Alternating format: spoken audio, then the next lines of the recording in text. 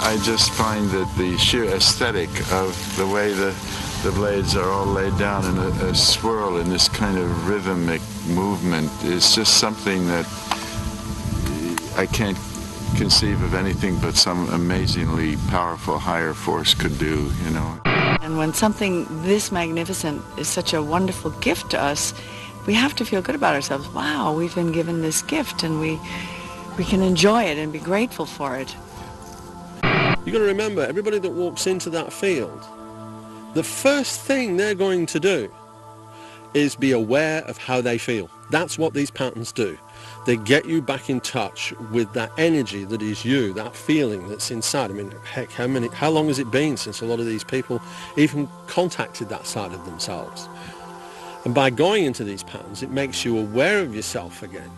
It gets you in touch with that feeling side, because humanity has become a little bit insensitive in a lot of ways. And the patterns are starting to help people to rediscover and redefine that sensitivity so that humanity can work as one again instead of little individual islands.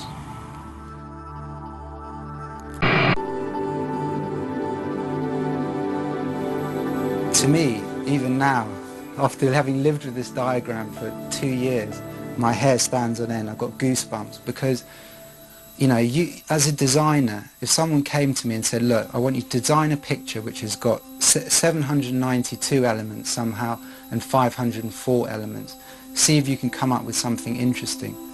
To come up with that, a perfect rotating DNA spiral, encoding those numbers, is in itself a work of genius. But then to find that in a wheat field in August, there, beautifully formed, and it seems to me the most sane way of dealing with this is to accept that this is a demonstration of a level of intelligence and compassion towards us, which is pulling us up. We have to look at the square in the face, and I think it's a truly extraordinary bit of intelligence and geometry. Again, new seasons bring new crop circles with fresh original designs and new exciting geometry. A circle divided into 13 parts, or divided into 7, 11 and 13 parts. In addition to a row of new fantasy-filled patterns, many of these are pure logos that advertising agencies would demand a great deal of money to develop. Here we can pick and choose for free.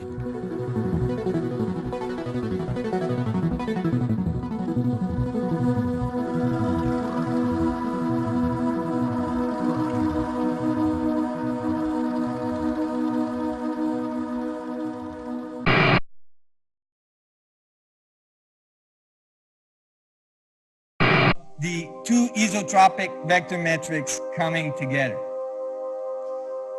Why is this geometry, for instance, the only geometry that's in perfect equilibrium? Well, I studied a little bit and I realized that actually, if you have vectors of forces and you want to create equilibrium, then you would have, obviously, now this vector that just popped out could express a force, and we'd say that that force has this specific unit which relates to the length of the vector. So bigger the vector, stronger the force, smaller the vector, smaller the force. If you wanted equilibrium, you'd send another vector in the exact opposite direction at the exact same length, and you'd get equilibrium. However, this would be a very precarious equilibrium. Nature could not use that equilibrium because any distortion would make the vector collapse. Any forces in any other direction would break the equilibrium. So it was very unlikely that the universe used that type of equilibrium.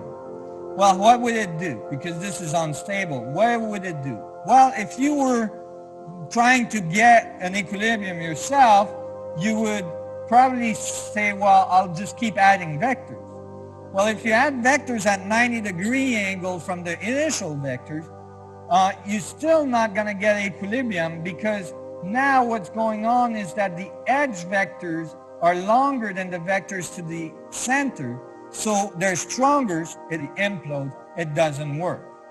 No equilibrium. So what would you do? you probably continue to add vectors, and you would probably put them at 45 degrees from the initial one. And now you have another problem, that is the edge vectors are shorter than the vectors to the center. Now the geometry explode, is still no equilibrium. So what would happen is that you would have to make sure that the geometry's edge vector and vectors to the center are the same length. And the only geometry in which this happens is like the snow crystals, the hexagon, where the edge vectors are the exact same length as the vectors to the center. And if we made a 3D hexagon together, we would get a vector equilibrium, which is made out of 12 vectors radiating from the center and 12 edge-bounded vectors that maintains the structure in perfect equilibrium, or 8 tetrahedrons coming together, all right, to create, you know, a vector equilibrium. So 8 of these coming together to create a vector equilibrium. Symbols are about understanding what kind of world we live in, and it explains, it transmits the understanding of how the universe works and the kind of laws we're under. And this is actually a spiritual teaching. Mathematics will go into it and try to explain it from the point of view of matter, of the effect of that on the physical. The ancient knowledge is talking about principles and concepts behind the physical, you see. So to reach that level of understanding, you have to go above the physical. You have to rise your mind above what you can see, touch, feel, taste, and so on. You have to raise above the physical. And in that sense, you're learning, you're growing in understanding. The ancient expression, growing in understanding, that's exactly that. You grow in understanding.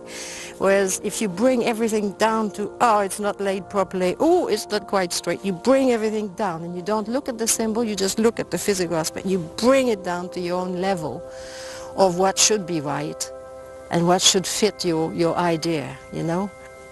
But this is a chance now. We have to really begin to see the big picture.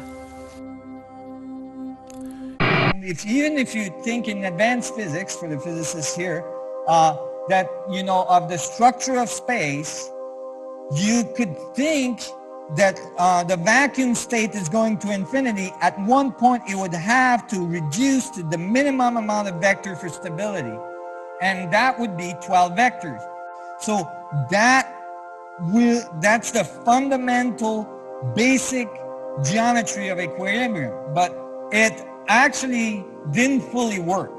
That is, I still had points on the edge of my metric here, right? I still had vertices on the edge of my metric that had holes in it, right? So there was a symmetry. This middle structure with the 2 isotropic vector metric was completely filled, but the edge was not. So I had still asymmetry. I still didn't have equilibrium. So I started scratching my head some more, and I thought about it, and I thought about it, and I thought, okay, well, my only solution is to continue to add tetrahedrons until I get equilibrium at all levels. It's striking that the basic geometrical forms such as circles, squares, triangles, pentagrams, etc. seem to create the basis for the construction in most of the patterns in crop circles. The principle of the golden section and ratio pi is often repeated in the constructions. Is it the geometry that is the key in understanding the phenomenon, or is it the phenomenon that is the key in understanding a deeper meaning in the geometry? So I continued to add tetrahedrons. I covered the spaces that were open on the edge of the metric. So I had to add 3 tetrahedrons to every edge, which was 8. So that generated 24 more tetrahedrons. So remember, there's 20 tetrahedron in one isotropic vector metric. 2 makes it 40 plus 24 added up to 64 tetrahedron grid. And that when it came to me. At 64, it all came together. Why is that? Because when I put those added 24 tetrahedron in my head as I was visualizing all this in my van, I realized what I had done. I realized that I had generated a vector equilibrium in the middle, but now I had generated a larger fractal vector equilibrium on the edge.